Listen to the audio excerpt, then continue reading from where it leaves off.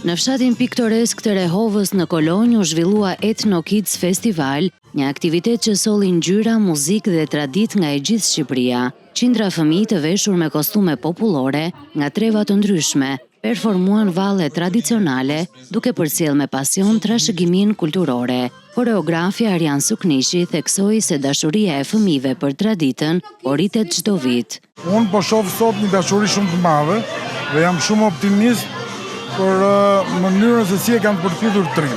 Është gjë shumë e madhe që të transmetohet kështu dhe me kaq dëshirë ta kërcejnë vallin popullore.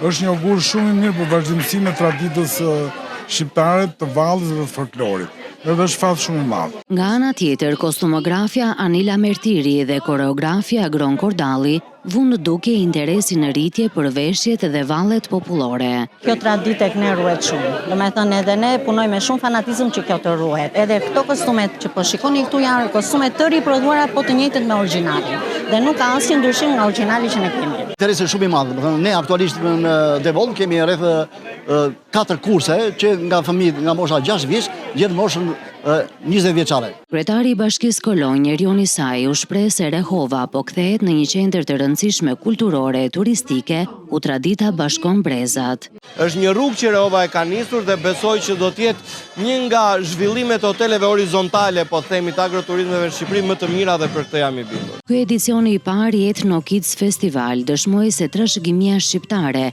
po jeton përmes brezit më të ri.